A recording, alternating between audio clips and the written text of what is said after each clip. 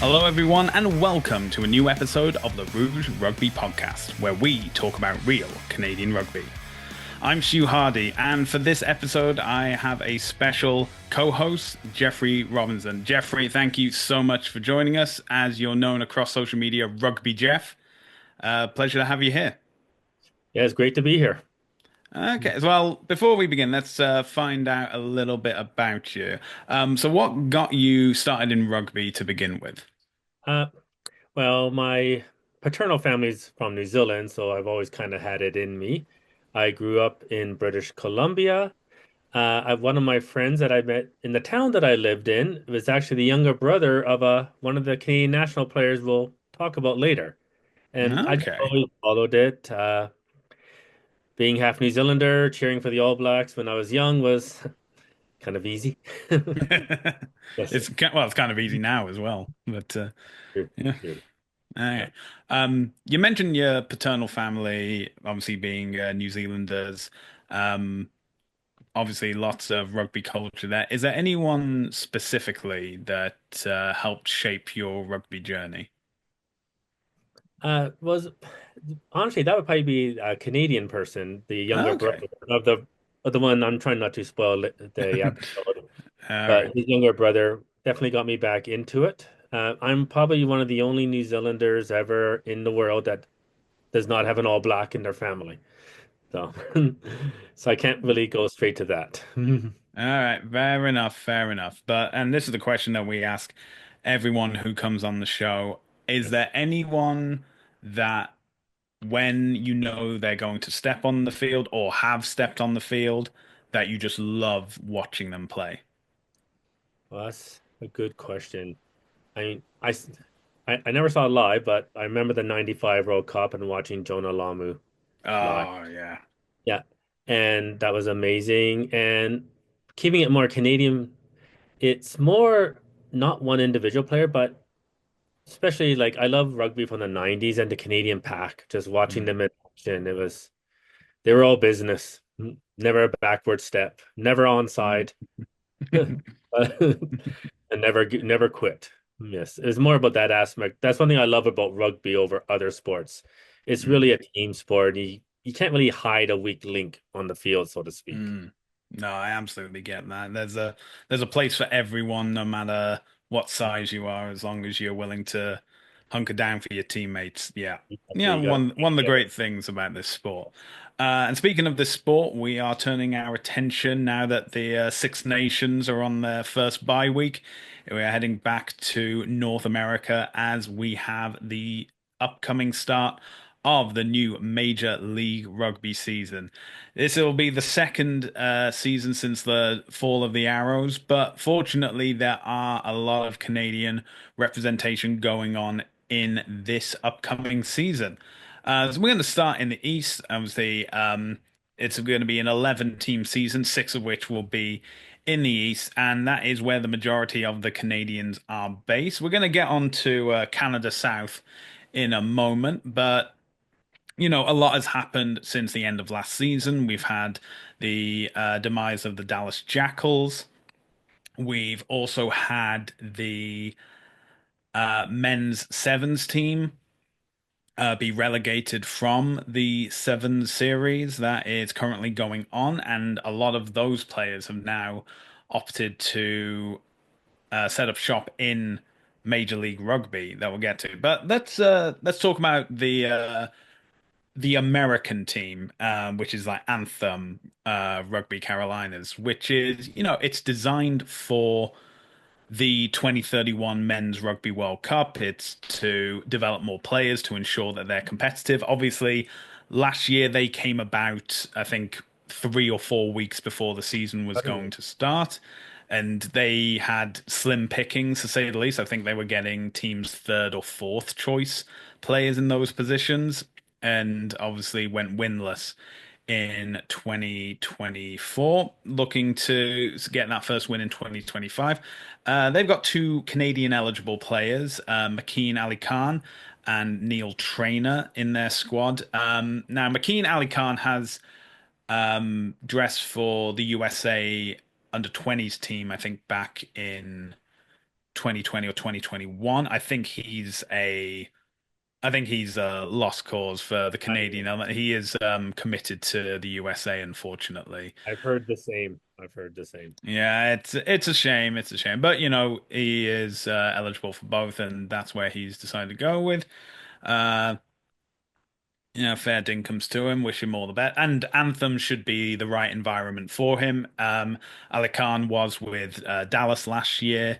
Did get a number of games in, but obviously with the team going under, moving to a team that is specifically designed for like US talent. Neil Trainer was one of the draftees that is now signed for Anthem, so congratulations to him. And it'll be interesting to see how if Neil gets the opportunities with Anthem or and obviously we have a couple of summer tests coming up for Canada. We have the Pacific Nations Cup as well. Will he be included in that at all? We'll see this season, see how it goes. Moving on to Chicago. Now we have brothers in the squad. Mason Flesh is back for another year. Noah Flesh has signed from the Pacific Pride this year. Jason Higgins returns. Lucas Rumble returns. And Matt Awaru has signed for the Chicago Hounds as well. So a good Canadian contingent out of them. Jeff, It's what do you in, think of the Flesh brothers teaming up and starting for the Hounds? well, I'm excited, especially to see Noah. He's one of the guys that impressed me last November at 12, and I think 12 is one position for the national team where someone can come out of nowhere and claim that spot. And Mason, I think, has been excellent at six, and he's good at lock as well, Mm, even for the national team. So I'm actually excited to both see both play. yeah. It's interesting to think that all the Canadians in the Hounds are potential starters for Canada at any given moment at this for this current World Cup iteration. So, I'm obviously hoping they get as much game time as possible, avoiding injuries as much as they can. And yeah, it'll be interesting to see how it goes for all of them. But obviously, Noah Flesh, Matt Awaru, giving them more opportunities in 15s in a regular environment is gonna hopefully work out best for them. We moved down to Florida and Miami, where we have two returnees of Shane O'Leary and Giuseppe Dutoit.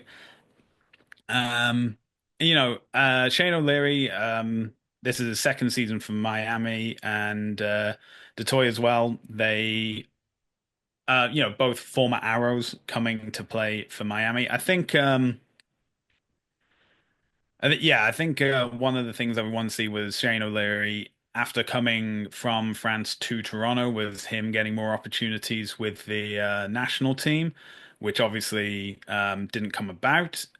There's still that chance it might. We will get onto that in a bit. I Giuseppe was Toy gonna say, also played for the Highlanders last season as well, so interesting to see. again, he plays 12. I think that's a bit of an open spot for the national team. That Hmm. definitely maybe don't count him out. Interestingly, O'Leary's been listed as a fly half for Miami. So, and I think fly half is going to be another position where someone can come out of almost seemingly nowhere and make their spot, Yeah, make their case. So I think we like Canada over the past few years. They've had like good options for centers. We have like Ben Lesage and well, just a whole long list of guys. If I was to list all the centers, we'd be here until probably until the Pacific Nations Cup. Um, but yeah, fly half and fullback have always been, I don't like the weaker options in terms of depth. I think over the past few years, and in previous episodes, I've said, we need to be focusing on like younger talent, developing them, getting them prepared for a World Cup. And Shane O'Leary doesn't meet that at the moment. However, you still need to qualify. And if he's the best one out there, then that's the one you got to pick. Um, so yeah, I think Shane O'Leary also spent a lot of time doing fullback for Miami last year. So even though he's listed as fly half, it'll be interesting to see what Miami end up going with in terms of them. I'm gonna get to the defending champions later. I'm going to move on to Old Glory DC. And the Canadian embassy in Washington DC hasn't been as full as it used to be, but we do have a returning Canadian player. Callie Martinez is listed in as one of the returnees, and one of the new signs is Logan Widener. Now, Logan was with Anthem last year, and he's one of these eligible for Canada and the USA, and he hasn't declared if he's going to be one or the other just yet. So I think he's still hedging his bets and seeing what's available to him. I think Cali Martinez has a great 2024 in terms of international opportunities. He was involved in the Ottawa series, as well as the PNC and the autumn tests as well. Um, and just getting him more experience, that front row, we have strong players already, but as I said, we got to be developing younger talent, making sure that they're available to come up. Um, yeah, Yeah. Jeff, what are your thoughts? Well, building up that depth. And Mm, prop is one position where players can kind of reach their peak a bit later than other players. So mm, I'm excited to see him play. I hope he keeps hitting that next level and stepping it up and becomes a dominant loose head. For the number eight, Weirdner.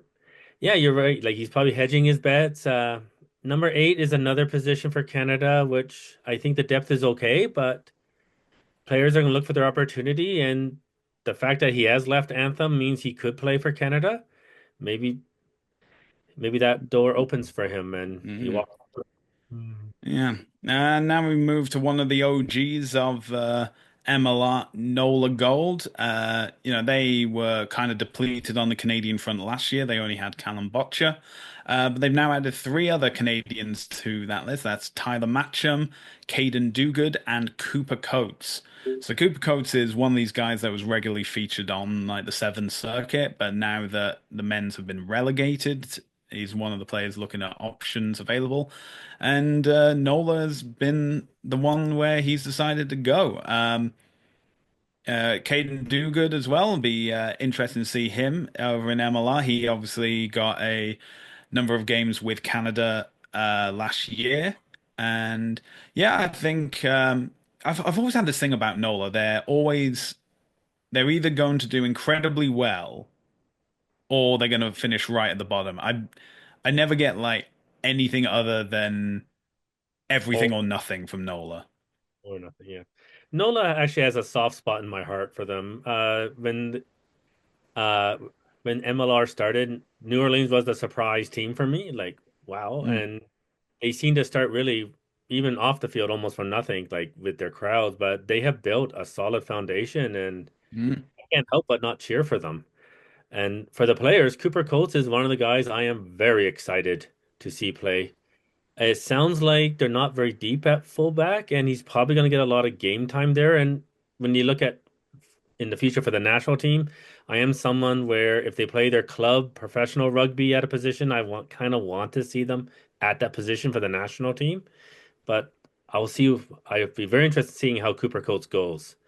For Caden, he's keep improving. He keeps stepping up, and I'm excited to see him at lock and hope he gets a lot of game time. And I believe Matcham is a tight head prop, if that's correct. And tight head, the depth is okay there, but again, it'll be interesting to see how he goes there and if he can give the national team selectors a headache, which it would mm. be a good thing. Yes, of who to pick. And now we move on to the defending two-time champion, the New England Free Jacks, and they have earned their nickname of Canada South. They currently have 15 Canadian eligible players on their roster, including Foster DeWitt, Andrew Quattrin, Cole Keith, Kyle Steeves, Kyle Bailey, Connor Keys, Josh Larson, Piers von Dadelsen, Ethan Fryer, Cameron Nordley Kelameni, Ben Lesage, Isaac Olson, Josiah Mora, Brock Webster, and on a short-term contract from the Utah Warriors, Noah Bain. So that is it'd be a very bad starting 15, but that is a 15 that you could start with of I was entirely going Canadian players. to ask, would that actually be feasible for them to make an actual starting 15 that way? And it could be Uh, possible, yeah.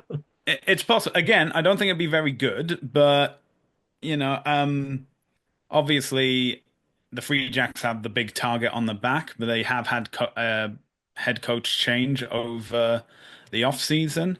And Josiah Mora and Brock Webster joining from the Seventh Circuit as well. Obviously, Arrows fans know that Brock Webster did have a short stint with the Arrows, and even scored a try on debut. And I think we got man of the match on debut as well. Noah Bain has been brought in as short-term cover, so hopefully it's not a Canadian he's covering, but it was mentioned in their press release that Noah Bain is expected to dress for the first game of the season. So yeah, it seems to be an issue with the backs at the moment for New England in that regard. But yeah, uh, Nordley Kelemedi, you know, he's a scrum half, and obviously having that scrum half fly half combination is something that any nation is looking at, regardless of it being um, for a World Cup qualifier or not. But if, with all the changes that have been happening with the Rugby Canada men's team, maybe we can get him in that Maple Leaf red jersey. But again, a lot of these players are already capped by Canada, so it's just more of the same. Expecting. Do you still think that New England have that favorites tag going into the season? I guess as the defending champions, you think they would. I was going to say Rugby LA surprised me when they went down to Fiji and held their own. Yeah, that was That was quite impressive. So yeah, I yeah, they you're at the top of the mountain and someone has to knock them off. yeah. Well, we've already seen over the past weekend one attempt at a three-peat fail to come to pass. So is that going to be a forewarning for this season? Who knows? But speaking of LA, we will move over to the West because we have a few players in LA. We have Connor Young, Regan O'Gorman, Matt Heaton, Seth Purdy, Andrew Coe, and Jack Shaw, all Canadian, all playing for LA this season. Now, obviously, the game in Fiji is at a very awkward time for a lot of Canadians. But what did you make of that match, Jeff? As I said, I was surprised at how well LA held, especially near the end when the humidity and the fatigue you think would start building Hmm. up for them. Because as you mentioned, many of their players are probably not quite used to playing in those conditions of that humidity. Yeah, I know Connor Young went off hurt. I'm not sure. Is he back? I haven't heard anything yet, Yeah. but if the teams are anything like they've been the past few seasons, they're going to be very close-lipped about who's injured and for how long and stuff like that. But yeah, I'm hoping to see them back in the squad. Okay, keeping it in California, we'll move down to San Diego and talk about the Legion. Now, sadly, there's only one name that we can mention here, which is Justice Sears Duru. Uh, you know, Tenured veteran in Canadian colors. And it amazes me that he's only 30 now, when he's already played in two World Cups and continues to be an impressive force for both Canada and the Legion. So. Yeah, I just wish there were more Canadians for San Diego. Still, they're doing better than Houston, who have no Canadians, and therefore, as goes my old theory of to win MLR, you need to have the most Canadians in your side. That is why New England have won it the past 2 years. That's just the math. That's all I'm saying. But That's, we'll keep it. Yeah, well, keep it along the Pacific coast, and we'll move up to Seattle now. They've picked up a few names as well from Dallas, including Dewald Kotzer and Brock Gallagher. They also have Jesse McHale, Connor Williams, and Jamie Armstrong. Mhm. Jeff, what are your thoughts on Seattle for this season? Well, I can't honestly find stuff about Jamie Armstrong, unfortunately, so I'm not 100% sure he's there yet. Uh, as far as I could tell, I found an Instagram post pointing he was signed, but apparently that, speaking to MLR and their media, that may have been in error. I Hmm. think Gallagher, the scrum half, I'll be interested to see how he goes. I know he's had some history with Canada at the U20 level, and I don't know, we seem to be okay at scrum half, but still, it's good to see players pushing Hmm. other players to keep getting better. And if my uh, research was correct, I think Seattle has two hookers that are Canadian. That was I found quite interesting. Hmm. But, yeah, Uh, I don't know. All my research is coming out, but again, only a few teams have released their entire squads at the yeah, time of recording. We are recording on February 11th, so if this information has changed by the time this episode comes out, I apologize, but I'm just going off what I've found. yes. And finally, in the West, we look at the Utah Warriors. They signed a number of Canadians last season, but didn't really give them a lot of chance to shine. Um, I don't know if that's through injury or through other means, but for the Warriors, we have Tyler Wong, Emerson Pryor, Sam Raymer, Gabe Casey, Spencer Jones, and Nick Ben. Nick Ben, obviously, being the big signing from um, Dallas, and I think he had a pretty decent 2024, and always eager to see how he's gonna do. I would always love to see more of Spencer Jones, Gabe Casey. Um, originally draftee for the Arrows, then sat out that year, then got signed to New England last year. And Emerson Pryor, he's been with the Warriors for a few seasons now. He's becoming pretty settled there. Um, what do you think of the Warriors odds for 2025, Jeff? The Warriors, but I hope they do well too, and I think they have a chance to come out of it. Pryor, I think, is continually getting better as a loose head prop, and they can be invaluable to their team.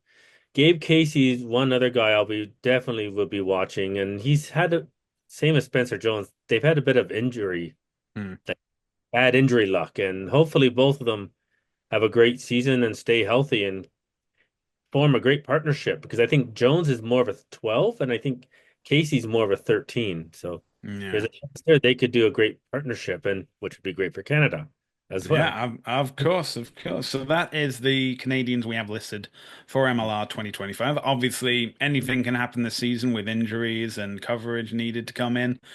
But we wish all the men the very best and hoping to see them in the Canadian red as soon as possible.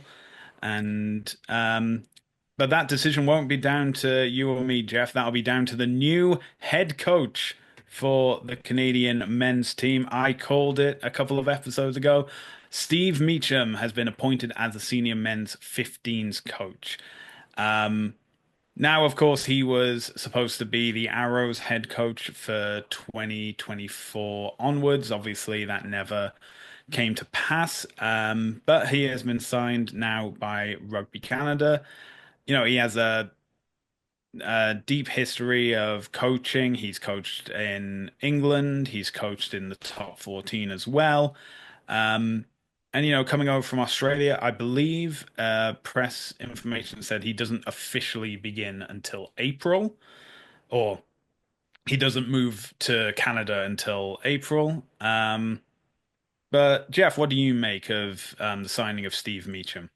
I'm cautiously optimistic, to be honest. I want someone that really wants to improve the national team, and I hope he thinks that way.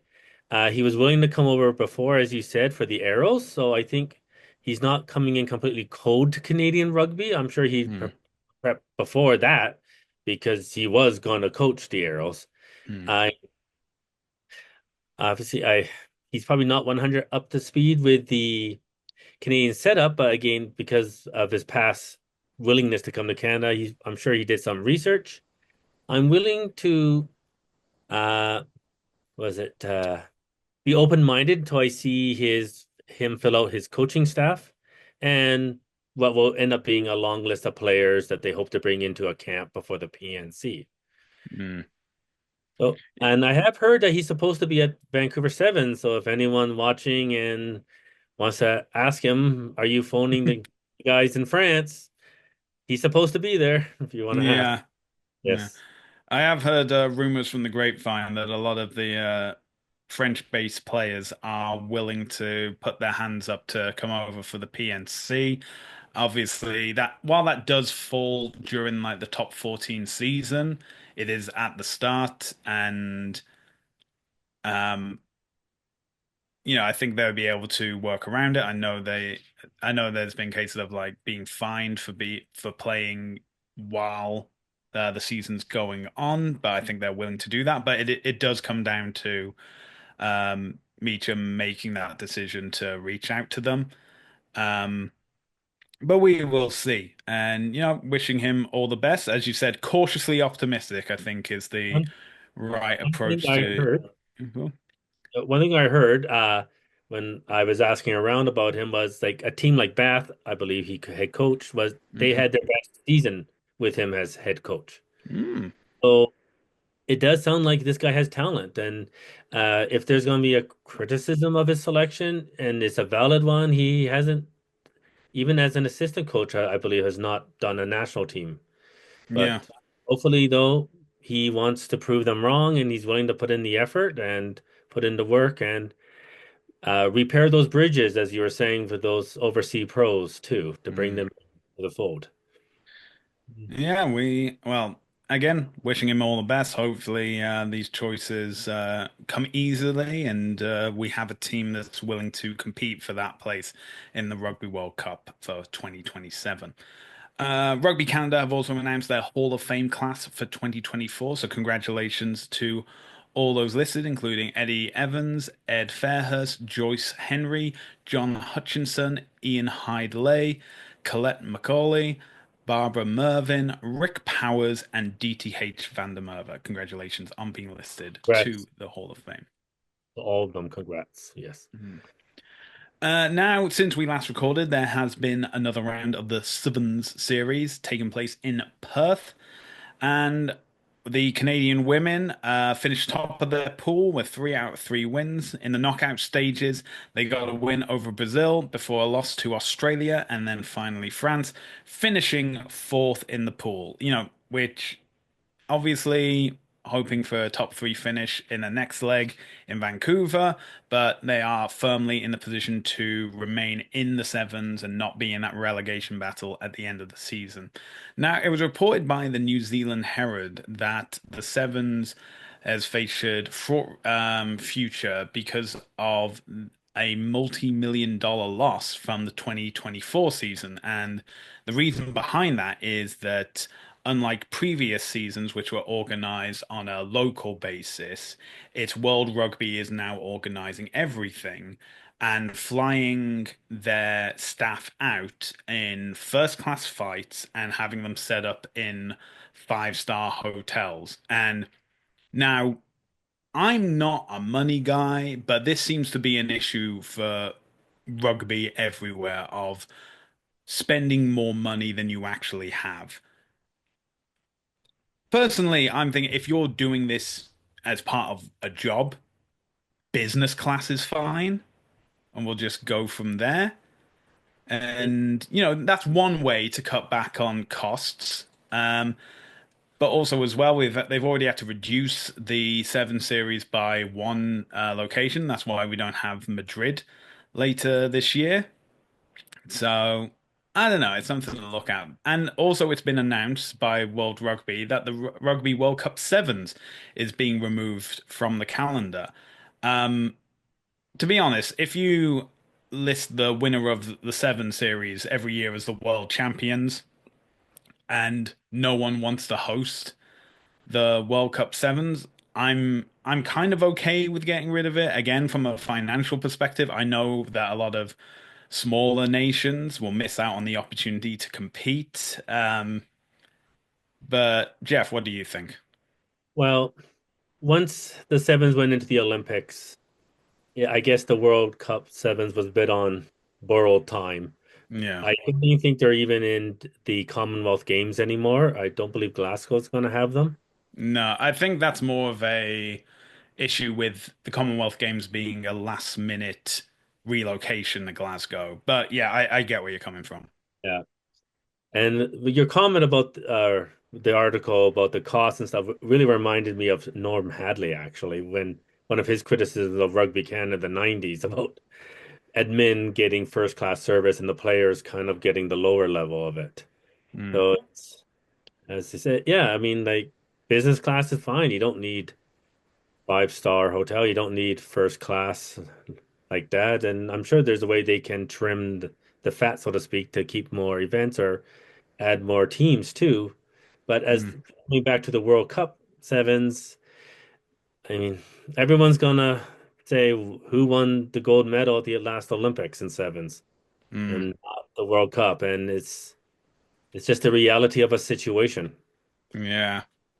Well, it's sad, but it is what it is. And maybe in another cycle it'll return to our calendars. We'll have to just wait and see.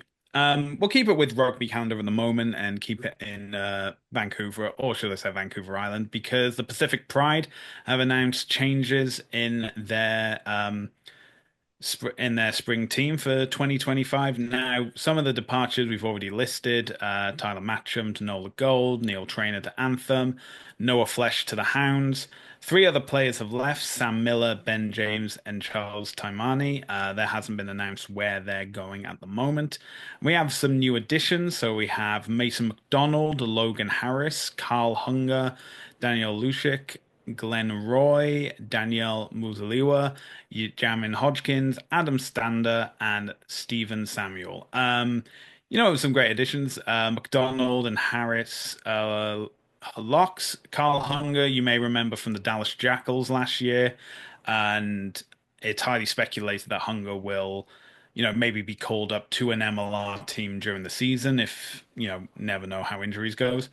Lushik as a hooker, Roy as a center, Muzaliwa as a scrum half, Stando as a fullback, Stephen Samuel. I tried to find his position, it only showed me backs.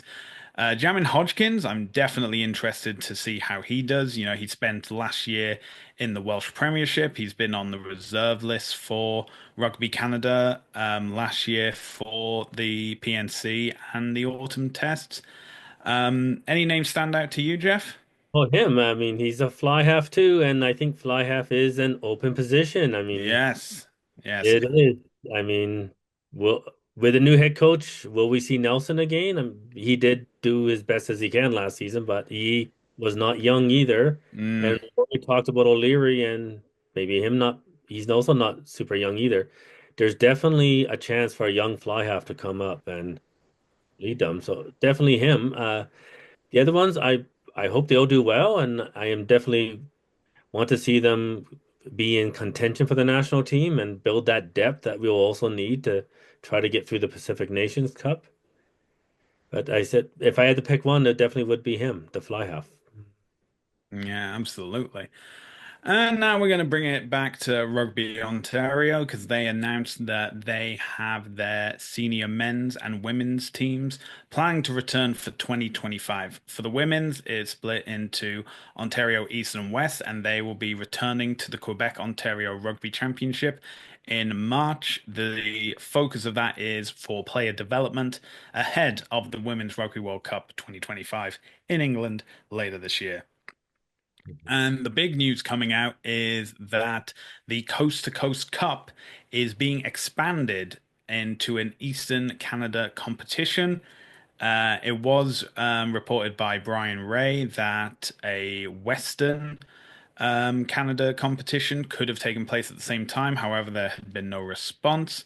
And the focus of the Coast to Coast Cup will always be the focus on under 23 aged Canadian eligible players, and the format is changed a bit. It's going to be a four-game round robin tournament between April and May, and that is going to include Rugby Ontario, Rugby Quebec, and the Atlantic Privateers.